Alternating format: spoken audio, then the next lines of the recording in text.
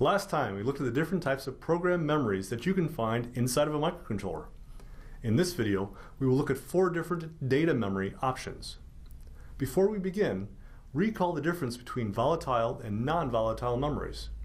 A memory is volatile if it loses its contents or forgets after power is removed. A non-volatile memory is the opposite of a volatile memory.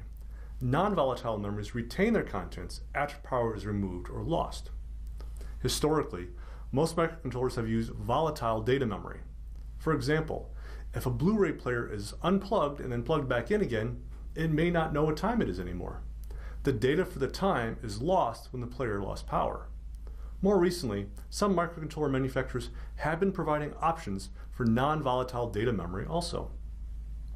The first type of data memory that we will look at is static random access memory, or SRAM. Note, when talking about microcontrollers, people often just say RAM when they're really referring to SRAM. Static RAM is relatively expensive to manufacture.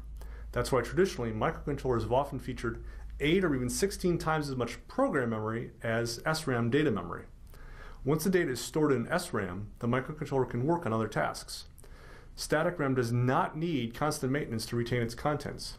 This is unlike dynamic RAM or DRAM, which we will look at next. Static RAM data memory, however, is volatile. If power is lost or removed from a microcontroller, all of its SRAM contents will be lost. SRAM is known as a random access memory because it allows the stored data to be accessed directly in any random order that you choose. In contrast to SRAM, other data storage media, such as hard disks, CDs, DVDs, and magnetic tape drives, will all read and write data only in a predetermined order, consecutively, because of the mechanical design limitations.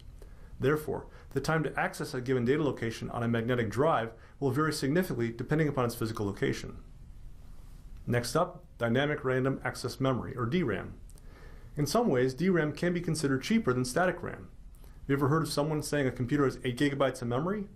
They're saying the computer has 8 billion bytes of DRAM memory. Compare that to the 1,000 or even 4,000 bytes of program memory that you may find on some microcontrollers. However, it turns out that the technology used to manufacture DRAM memory does not work well for the rest of the microcontroller, and it can become cost prohibitive to mix the two. In addition, data stored in DRAM memories will eventually fade even with a robust power supply.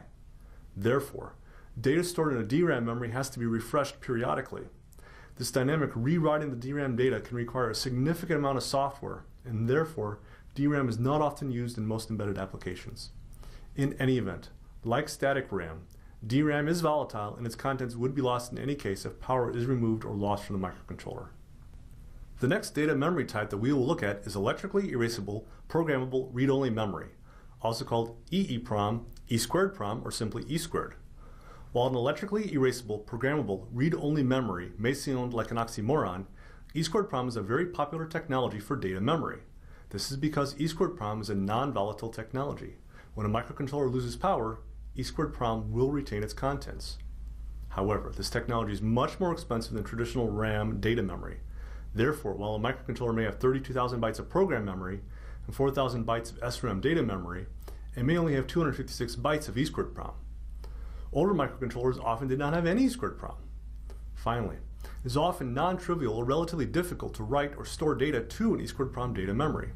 Therefore, microcontroller manufacturers have looked for better alternatives to non-volatile data memory.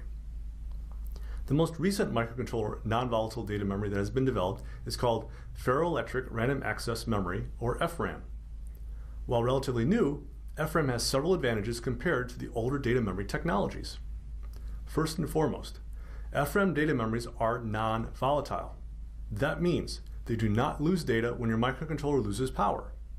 This is a significant advantage over traditional static RAM data memories. Next, as we mentioned in an earlier video, because of the way it is designed, FRAM can serve as a unified memory, both for program memory and data memory.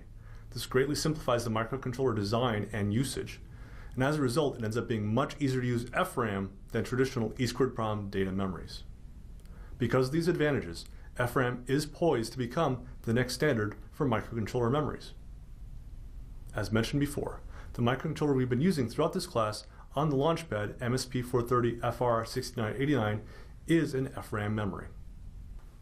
In summary, there are a number of different options for data memories in microcontrollers today. SRAM has been the mainstay for data memories for several decades of microcontroller development. Here, we have struck through DRAMs because while they are popular for external memory chips, they're essentially never integrated inside of a microcontroller today. EEPROM is a newer popular data memory option because its contents are not lost when power is removed from a microcontroller. However, the expense and relative difficulty inherent in using EEPROM has spurred the development of the FRAM memory technology, which works well for both program and data memory types. Along with the last video, this concludes our look at the different types of microcontroller memories. Up next, we will look at the types of microcontroller features and functions that are generally categorized as peripherals.